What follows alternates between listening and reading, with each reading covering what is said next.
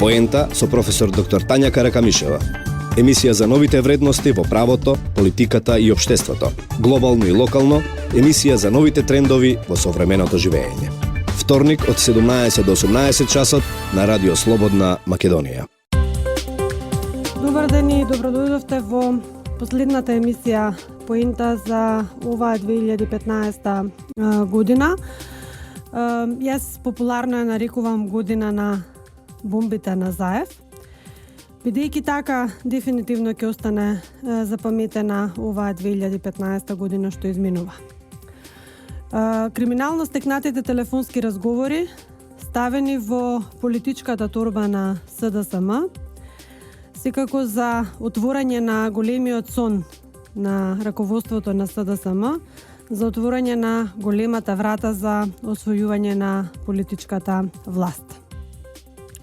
Нема сомнение дека овие криминално стекнати телефонски разговори се всушност дел од една поголема криминална стратегија која што ја спроведува СДСМ и која буквално ја легна цела држава и повеќе од една година не тормози сите нас.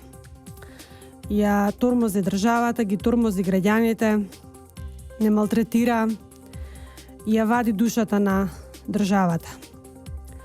Оваа криминална и дефинитивна антидржавна стратегија не може да заврши поинаку и не смее да заврши поинаку, освен зад решетките во казнено-поправниот дом на сите оние што неа ја планирале, неа детално ја организирале, а посебно на оние што ја реализирале како злосторнички здружена група.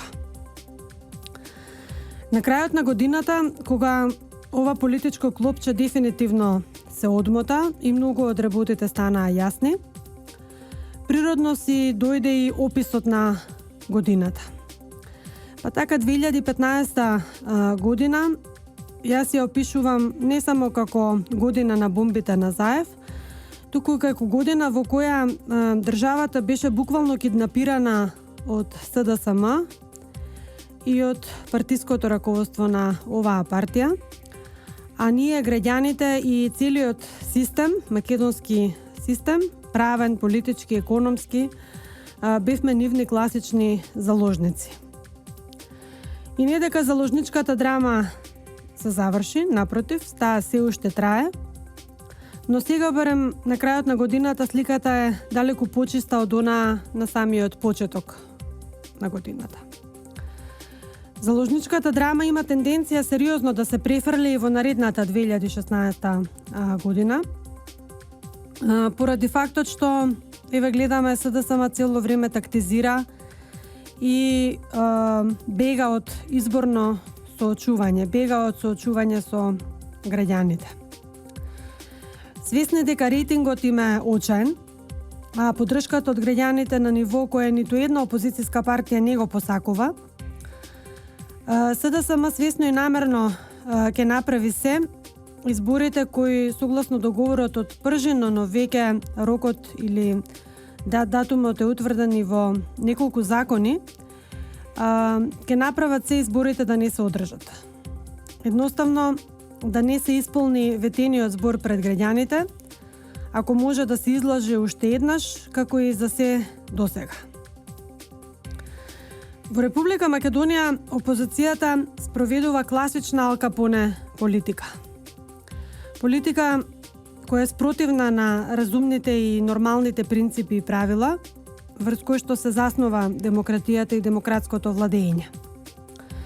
Во Македонија политиката се деформира од одамна, би рекла, меѓутоа посебно овие неколку години. Се има тенденција да се девалвира до крајни можни граници и се има тенденција целото политичко делување да се извади од нормалната траса на движење и да се постави во некои сосема ненормални колосеци, сосема ненормални правци, каде што едноставно нормалните, разумните принципи и правила нема да важат. Дека е тоа така, укажува и фактот дека зборот на опозицијата веќе не вреди ни 5 пари. даден збор, ставен подпис, исто како да не важи. Ништо, ни збор, ни подпис, ни договор, ни консензус. Едноставно се погазува, се ничкосува. И таа една обврска што ја има од договорот од Пржено, да останат на зборот, дека избори ќе има на 24 април сигурно, еве гледаме не можат со сигурност да ја остварат. И таму има внатрешни препукувања, има внатрешни одредени процеси кои што укажуваат на фактот дека не е се така како што изгледа на прв поглед, меѓутоа факт е дека раководството на СДСМ не сака да се организираат избори. Но, од друга страна, дадениот збор и ставениот подпис во политиката значат многу. Ветија дека ќе ги предадат незаконски стекнатите прислушувани материјали, но гледаме дека од тоа ништо не се случува, ништо не се реализира. Овие материјали, прислушувани разговори, кои што се добиени на незаконски начин, а во кои што се тангирани неколку десетици илјади граѓани, за жал се уште се во Социјалдемократскиот сојуз и се уште се во посетка и ЗАЕФ. Го слушаме нивниот лидер постојано на телевизија, постојано на некакви пресконференции, на судавање на некакви изјави, дека наводно кога ќе се обезбеделе условите за предавање на овие материјали, дека тој тоа ќе го сторел, меѓутоа ништо од тоа. Сега најновата негова изјава дека му бил потребен не било каков сеф, туку сеф што ќе соберал 1 кубик материјал и како тој сеф не смеел да биде заклучуван со калаус, туку не знам со какво специјално заклучување. И исто така со одредени негови предвидувања дека е можност во сефот да се нашле некои камери на некакви служби, тајни служби и какви ли не се уште детски приказни се изнаслушавме. И кога се слуша лидер на опозиција со вакви коментари и со вакви информации, едноставно да не те се верува на ушите. Што се може да каже еден лидер на опозиција? Јас велам да не беше ова вистинска реалност, ќе мислевме дека сме во некој реалити шоу во некоја детска градинка, а не во сериозен политички систем како што треба да градиме во Република Македонија. И сега, апропо сериозните работи во политиката и во животот, би сакала да потсетам на една мисла на Ганди, кој своевремено го има кажано ова. Греф е да се тера политика без принципи. Во согласност со однесувањето на СДСМ, непринципиелно и деструктивно. Греф е да се биде богат без работа. А такви богами во државата има многу. Греф е да се ужива во задоволствата без совест. Исто така, такви имаме многу.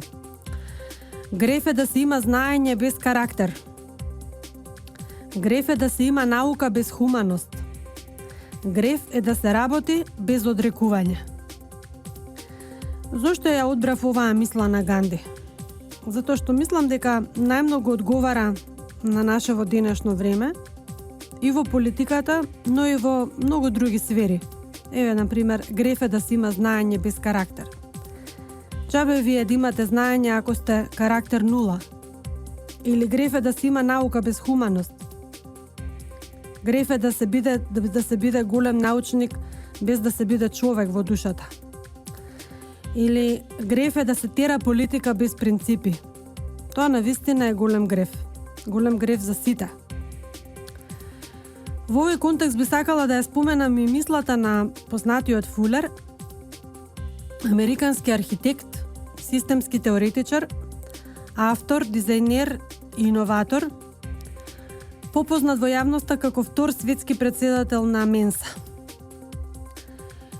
Според него, никогаш нема да можеш да ги промениш работите само преку борба со постојната реалност. Фулер смета дека не можеш да ги промениш работите само ако се бориш против нив. За да промениш нешто, вели тој, потребно е да се изгради нов модел што ќе го направи постојниот модел непотребен. И овој вториот дел е многу точен и многу добро може да се примени во Република Македонија, зашто ќе зборувам малку подоцна во емисијата. Во контекст на македонските случувања ја вградувам и мислата на познатиот вискот, кој вели: ако сакаш да се чувствуваш безбеден, направи го она што ти е веќе познато, што веќе знаеш како да го направиш. Но ако сакаш сопствена надградба, да одиш чекор понатаму во својот развој, оди до самиот крај на твоите способности. Тоа од време на време ќе значи и повремено губење на сигурноста, но тогаш кога не си сосема сигурен што правиш, знај дека си отишол чекор понапред во својот развој. Ова посебно се однесува на некои луѓе во актуелната власт. И како моје резиме од сите овие мисли е следнава реченица: денес го живееме животот преку разбирање на она што ни се случило во минатото. Ако не го разбереме она што ни се случило во минатото и ако не извлечеме поука од тоа, тогаш ништо не сме направиле. Џабе ни се случувањата, џабе ни се бројните негативни состојби, ако не знаеме да ги разбереме и да извлечеме поука за тоа да не се случуваат во иднина. За разлика од други пријатели, луѓе со кои што контактирам, кои се прилично песимисти во однос на македонската политичка сцена и македонската политичка состојба за 2016 година, јас сум оптимист и верувам дека македонските граѓани ќе ја преживеат и оваа политичка драма, која што е наметната од СДСМ и од една злосторничка дружина. И убедена сум дека таа политичка драма ќе заврши и дека многу од состојбите ќе се санираат, односно многу од состојбите ќе се дојдат на своето вистинско место. Имам со посебна терминологија ја дефинирам целава состојба што се случува, особено последниве неколку месеци во Република Македонија. Тоа е дефиниција дека во Македонија се случи обид за нелегална трговија со органите на Република Македонија. Обидот за таа така наречена нелегална трговија со органите на Република Македонија е откриен. Сторителите се горе-долу познати. Сценариото за оваа политичка операција и препродавањето на органите е обелоденета. Политичката операција е спречена, за среќа, но обидот, намерите, планерите, стратезите, доколку не сакаме да ни се повторат во иднина, мораат да бидат најстрого казнети, за да се испрати абер до сите што се лажат дека вака се води политика и дека ова е политика. До сите што мислат дека политиката е криминална игра и дека зад параванот на познатите веќе флоскули за борба за демократија, борба за слобода, владење на право, борба за правна држава и слично, може да помине се. Дека зад тој параван може да се прави се што се сака, вклучувајќи и распродажба на државата на парчиња или цела топтан, но вклучувајќи и распродажба или трговија со незиниот народ. До сите што си играат барам со умот, дека политиката може да се води со страф, со криминал, со политичко наметнување преку уцени закани, а не како граѓански избор, треба да им е јасно дека се на погрешниот пат и дека се на погрешното скалило. Знам дека во меѓувреме, додека целосно не се размота ова политичко клопче,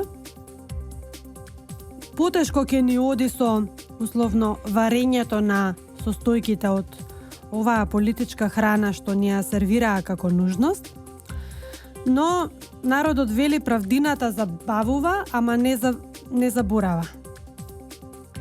Исто така да не ја заборавиме и мудроста на познатата поговорка: кој последен се смее, најсладко се смее. На крај, оваа храна во политиката што не можеме да ја свариме, што ни тежи, што ни прави мачнина во стомакот секое утро, или ако сакате, оваа храна што не можеме органски да ја поднесеме, на крај, верувајте, ќе ја испратиме во депонија и веќе никој никогаш нема на сила да не натера да ја пробаме, а камоли да ја јадеме. Затоа што вистинската, нормалната демократија ни дава право на избор, ни дава право да имаме политичко мени со многу побогата понуда од онаа што некои сакаат преку уцени, криминали и така натаму да ни ја стават на маса како единствено можно решение. Додуша во македонски услови политичкото мени е навистина преполно и со расипани специјалитети и со бајати котлети. Но она што е најважно е дека се уште изборот е наш. Изборот е на граѓаните. Секој што се сомнева во тоа и што мисли дека граѓаните може да ги превесла преку река со криминал и со финти од каубојски филмови, дебело се лаже. Дебело се лаже, па макар го штитат каубојецов сите можни светски сили на едно место. Криминалот нема да победи. Криминалот има краток век на траење. Државата и политиката не може да се управуваат и да се водат со криминал, со страф, со закана, со уцена. Затоа што ниту еден разумен македонски граѓанин, а такви ги има многу, и во ВМРО ДПМН, и во СДСМ, и во ДУИ, и во ДПА, и во ГРОМ, и во останатите политички партии во Република Македонија, ниту еден, значи, од тие македонски граѓани не може да се согласи арамискава стратегија што ја тера СДСМ да биде наша државна македонска стратегија за водење на државата, за водење на економијата и за вметнување на овие подземни ликови и расипници да бидат главни политички лидери и главни фаци што ќе ги менаџираат нашите животи натаму. Оде правиме мала пауза за реклами и останете со нас. Повторно сме на истата фреквенција и во истата емисија за неколку минути. Да, продолжуваме со емисијата по натаму. Реков дека криминалот има секогаш краток век на траење и во таа смисла дека државата и политиката не можат да бидат управувани и водени со криминал, бидејќи тоа секогаш е со еднократна, би рекла, употреба.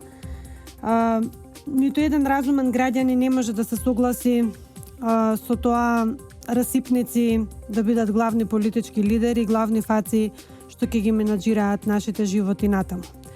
Секој нормален, здрав и разумен граѓанин знае и верува дека оваа криминална стратегија мора да заврши зад решетки. Во таа смисла сите сме обединети во планот за ставање крај на оваа политичка манипулација и расипништво што ја води земјата во политички хаос и во политичка бездна. Политиката мора да се води со примена на разумни принципи и разумни правила, зборови на Ганди, што мора да ги имаат на ум сите што сакаат да се занимаваат со политиката како своја одбрана професија. Криминалните сценарија и криминалните средства не се дел од разумните принципи и правила и никогаш криминалот не можете да го поврзате со разумното и демократското владење и политичко управување. Оттаму ќе мора да им се суди на сите оние што учествувале во планирањето и во организирањето, но и во реализирањето на оваа криминална стратегија во македонската политика. Едноставно сите ќе мора да бидат соочени со законите и да бидат ставени пред законите, затоа што само тоа е нормалното градење, нормалното функционирање на една правна држава. Друг начин или друг систем не познава. Освен или ако сакаме да градиме паралелни системи и паралелни држави, каде што за едни граѓани ќе важат законите, уставот и сите други правни прописи во земјата, а за други граѓани во некоја друга паралелна држава нема да важи ни устав, ни закони, ни меѓународни договори, ниту еден правен пропис во земјата. За мене е неспорно дека секој оној што сторил одредено кривично дело ќе мора да одговара пред правосудните органи, ќе мора да му се суди, посебно ако тие луѓе направиле или им приредиле на македонските граѓани да живеат во одреден тремор, во одреден хаос, без никаква вина нивна, но и без никаква потреба на граѓаните да бидат втурнати во една ваква политичка дестабилизација како што тоа ни го направија политичарите во изминатава година. Исто така ќе треба да им се суди на сите оние што буквално ги осквернаваа националните интереси и што директно го нападнаа угледот на нашата татковина Република Македонија во државата, но и во странство. Класично ја злоупотребија политиката и, како што кажав, буквално политиката ја сведоа на Ал Капоне стратегија. Па дури и Ал Капоне, најпознатиот американски гангстер, неславно и брзо ја заврши својата кариера во затвор. Сигурно знаете дека овој американски гангстер беше осуден на 11 години затвор со одземање на целиот имот што го поседувал поради сторен криминал, поради внесување на такви криминогени принципи и правила во политиката, поради даночно затајување кон државата, но и поради гангстерските акции, односно действија со кои што фактички ги уценувал, им се заканувал на политичарите во Соединените американски држави. Дури и тој најпознат Ал Капоне на крај морал да се соочи со правдата, со законите и да заврши во затвор. Така е тоа, нормално е тоа во еден демократски, цивилизиран и правен свет. Токму тој Ал Капоне го поврзуваме со многу ликови на македонската политичка сцена. Не е еден, многу се. Меѓутоа, во контекст на не само криминогените действија кои што се прават на сцена, туку и во фактички искористувањето на оние особини, карактерни особини на Ал Капоне, што можеме да ги најдеме и во некои наши актуелни политичари. Например, особината да се лаже. Народот вели, на лагата секогаш и се куси нозете, односно кој лаже, тој краде и спие на керамиди. Многу се сеќаваме во детството кога ќе не фатеа во лага, стално велеа нашите другарчиња нели од детството дека тој што лаже, тој краде и спие на керамиди. Има многу вистина во ова, затоа што тој што лаже, тој и краде, меѓутоа тој истовремено нема ништо, односно нема ни свој дом, па затоа мора да спие на керамидите на туѓите домови. Криминалните типови, особено во политиката, секогаш се за еднократна употреба. Тие за момент блеснуваат, имаат некаква кариера условно, поради криминалните средства што ги користат, но толку. Од блесокот на нивната кариера, би рекла, е многу краткотраен, затоа што веднаш тие се препознаваат, се разоткриваат, се разголуваат. Политичарот со криминално руво многу брзо самиот се демаскира. Потребни се само неколку интервјуа, неколку различни изјави, неколку фаќања во лага и толку е. Народот гледа, слуша и препознава. На една лага се нижат 1000 лаги. На лагите никогаш крај. И како што велат старите, лагите се карактер, карактерот е стил, а стилот е човек. Политичкиот лидер лажго може да води само партија лажна, партија што е фалсификат. А уште повеќе, кандидат за премиер лажго може да води само кандидат држава во пропаст. Овде ќе направиме повторно мал блок реклами и пауза за реклами и повторно се враќаме назад во студиото. Останете со нас. Повторно ќе се навратам на мислата на познатиот Фулер кој што ја кажав на самиот почеток на емисијата, а кој оди вака: никогаш нема да можеш да ги промениш работите само преку борба со постојната реалност. За да промениш нешто, изгради нов модел што ќе го направи постојниот модел непотребен.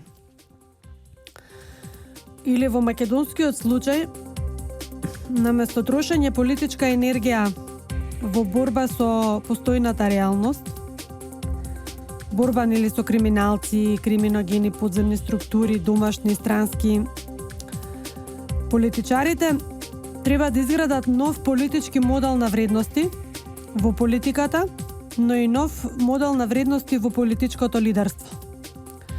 Потребно е да направиме дистинкција помеѓу тоа што е борба против криминал и криминалци и криминогени подземни структури, а што е политичка борба, вистинска политичка борба. Новиот политички модел на вредности треба од старт да ги отфрли сите лица што по кој било основ се вмешани во криминал, како неподобни да се занимаваат со политика. Значи, борбата на политичарите треба да биде во насока на градење на политички модел на вредности, во кој ќе бидат дисквалификувани сите оние граѓани што по кој било основ во минатото или во сегашноста се вмешани во криминал, тие да бидат неподобни да се занимаваат со оваа јавна дејност или со оваа јавна професија.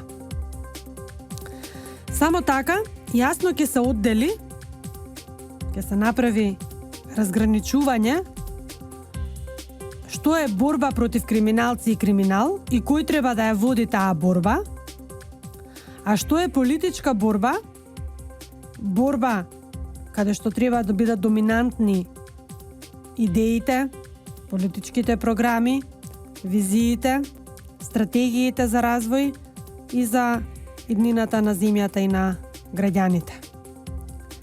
За мене не е спорно дека борбата со криминалците е правна борба и таа треба да се води во институциите на правосудниот систем. Таа ќе мора да заврши во институциите на правниот систем како што е секаде во светот. Таа не може да се меша со политичката борба на политичките партии за освојување на власт. Борбата со криминалците е правна борба. Тоа е борба што треба да ја војуваат условно све во наводници јавните обвинители, правосудната полиција, судиите во судовите. Тие мора да останат надвор од политичката борба. Ниту јавните обвинители смеат да бидат дел од политичката борба, ниту полицијата, а уште помалку судиите во судовите. Тие мора да останат надвор, значи, од политичката борба, мора да демонстрираат сериозна професионалност, самостојност, интегритет и независност од политичките партии и од политичарите. Исто така, тие мора да бидат свесни дека и за нив важат законите, односно дека за секој граѓанин во Република Македонија, без разлика на која професија, со која професија се занимава, што работи, каде е, на кое работно место е вработен, треба да важат законите за сите и Уставот на Република Македонија, како и меѓународните договори кои што се ратификувани согласно Уставот. И судиите, и јавните обвинители, и полицијата, сите, треба да знаат или да им е јасно дека и тие можат да седнат на обвинителна клупа ако се однесуваат и ако работат надвор од Уставот и од законите, исто како и секој од нас. Оваа правна борба мора вистински да ја дистанцираме од политичката борба на политичките партии и на политичарите. Ако сакаме да направиме или да изградиме нов вредносен политички модел, ако сакаме да се издигнеме едно скалило погоре. Во спротивност, ако и понатака ги мешаме правната борба и политичката борба, или ако ја злоупотребуваме правната борба за да добиеме политички поен плюс, во таков случај ние фактички немаме никаков успех или немаме никакво приближување кон градење на поуспешна правна држава и кон создавање на стабилен политички поредок. Политичката борба мора да биде фокусирана и ориентирана на конкурентноста, на надпреварот меѓу политичките партии за она што го имаат како понуда на нивните политички програми, конкурентност, надпревар на политички вредности, на проекти што ги нудат до граѓаните, надпревар на визии, стратегии за развој на државата, надпревар за тоа кој нуди подобри проекти и подобри мерки за подобар стандард на граѓаните, која политичка партија нуди подобар економски напредок на земјата, која политичка партија нуди поразвојни проекти во сите сфери на системот. Тоа е политичката борба на која што треба да бидат фокусирани политичките лидери и политичките партии во Република Македонија. Новиот политички модел на вредности, но и практики, треба да го видоизмени профилот на македонските политичари. Дефинитивно во него место треба да има само за најдобрите. За оние луѓе што се најодговорни, најпосветени во работата, луѓе кои што се образовани, кои што се совесни, разумни, луѓе кои што имаат способност за визионерство и имаат визија, но имаат и лидерски способности. Луѓе што едноставно ја познаваат политиката и што знаат што е политика и како се води политика. Луѓе што наместо ова политичко мочуриште што го нуди постојното раководство на СДСМ, ќе успеат да создадат дела, резултати, вредности за доброто на сите македонски граѓани. Јас сум сигурна дека има многу луѓе во Социјалдемократскиот сојуз што знаат дека само преку конкретни резултати и преку дела за доброто на народот може да се мери успехот на политичарот. Она што е потребно во овој момент е само да го кренат гласот за промени. Потребно е само да имаат желба, но и да направат одредени действија за промена на оние кои што им се некадарни, неспособни со способните. Затоа што сум сигурна дека и тие се свесни дека само способните создаваат. За тие што се способни, не се потребни многу зборови да ги фалиш. За нив делата зборуваат. Од тука во новата 2016 година добро е да почнеме или да тргнеме во градење нов политички модел на вредности кои ќе ги истуркаат квази политичарите од сцена, оние кои што немаат врска и немаат поим од водење политика, и ќе направат место за оние кои што навистина знаат што е политика и кои се вистинските политички вредности. Втората тема што сакам да ја отворам денес е секако работата на специјалната јавна обвинителка и незиниот тим. Иако професионалните стандарди за независност и стручност во работата и налагаат на Јанева, но и на незиниот тим да работат во согласно со законите и прописите што се однесуваат на кривичната постапка и казнениот законник, сепак на дело е активност која што има многу политичка и партиска димензија, а многу малку димензија согласно законите. Јанева падна на првиот тест за нејзина независност и непристрасност со самиот факт што уште ги нема земено материјалите од незаконското прислушување на телефонските разговори на над 20.000 граѓани или како што самиот Заев вели на 600.000 прислушувани разговори што тој ги поседува. Наместо професионално и стручно да се вложи во прибирањето на овие незаконски материјали, заради што нели целото специјално обвинителство и беше формирано, таа одлучи да молчи и да чека да ја бидат доставени материјалите од страна на Заев. Парадоксално е тоа што таа верува во неговиот даден збор, а не верува во своите професионални обврски да работи во согласно со законите и со обврските што произлегуваат од законите. Наместо да ги собере овие незаконски стекнати материјали, таа се занимава со притворот на Верушевски, со неговото ослободување, нели како прва нејзина најважна работа.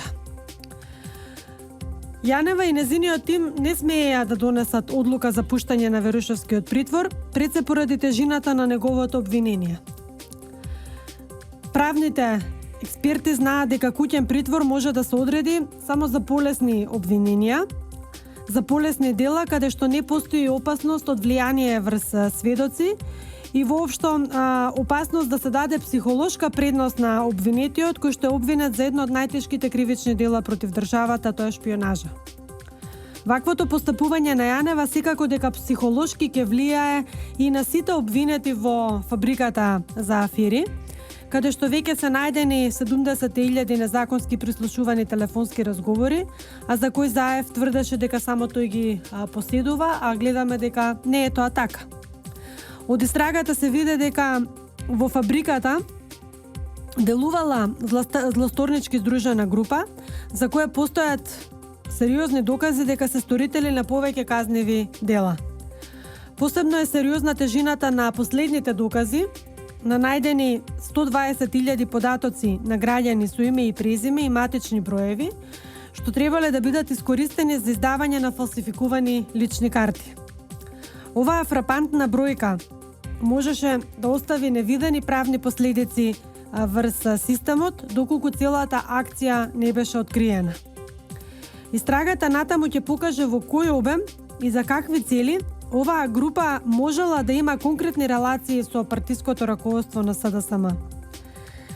Да не зборуваме за оние измислени сметки во странство што планирале да ги обелоденат како вистински на двајца високи функционери на ВМРО ДПМНЕ, конкретно на Мијалков и на Протуѓер, и на изработениот фалсификуван пасош на премиерот на Република Македонија.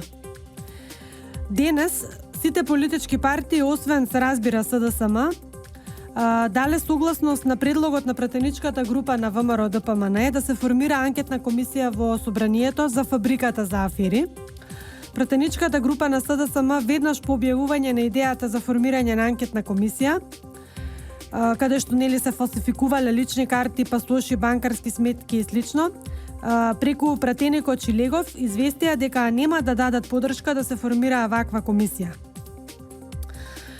Сосема нормално велат граѓаните, нормално дека нема да дадат согласност кога се фатени живи во криминал.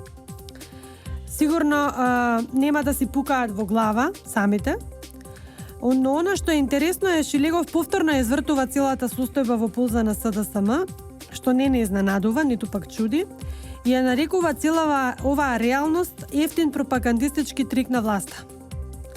Прво тврдеа дека власта ги прислушувала граѓаните, па откако сватија дека тезата им е смешна, дека самите себе не може да се прислушуваат, ја свртеа плочата.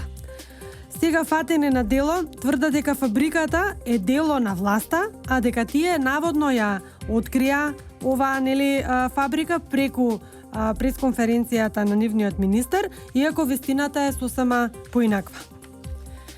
Професионалните структури во МВР извршија исклучително квалитетна акција со прецизно поставени правила и насоки на делување, стручно, аналитично, безпрекорно.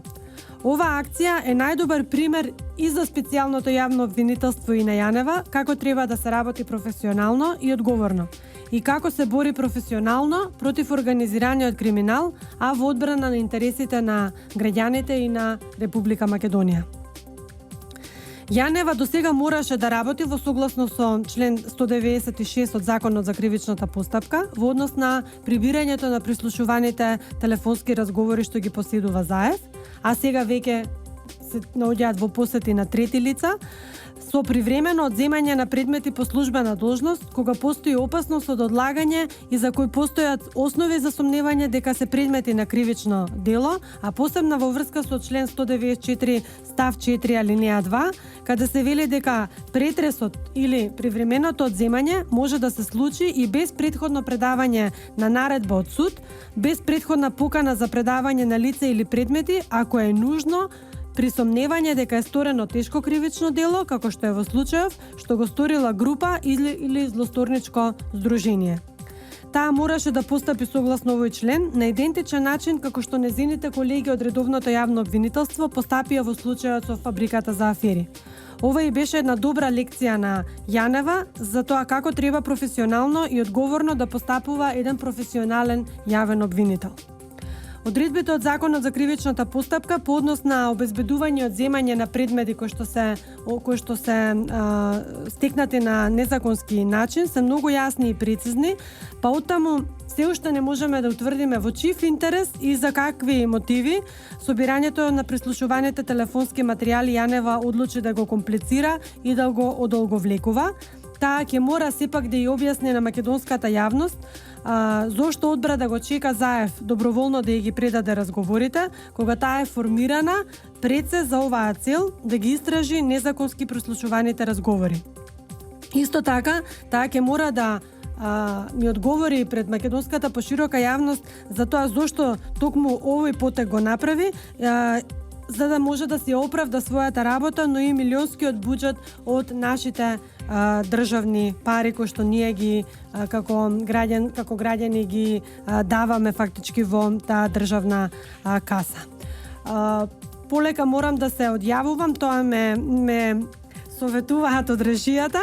На крај нормално би сакала во мое име да ви ја честитам новата 2016 година. Навистина ви посакувам поубава година од оваа што измина, посебно на политички план. Посакувам да има мир, да има спокојство, но и да има стабилност на политички, економски, правен и секаков друг план. Вам лично да ви посакам многу здравје, многу успеси на професионален, но пред се на приватен план. Ние се слушаме наредниот вторник во истото време и на истата фреквенција. Ми останува уште да ви кажам да си уживате во новогодишната ноќ и да не заборавите да си посакате желба кога ќе дочекате новата година. Ве оставам со убави мисли, со убаво расположение и поздрав и до слушање. Поента со професор доктор Тања Каракамишева. Емисија за новите вредности во правото, политиката и општеството. Глобално и локално, емисија за новите трендови во современото живење. Вторник од 17 до 18 часот на Радио Слободна Македонија. Среќни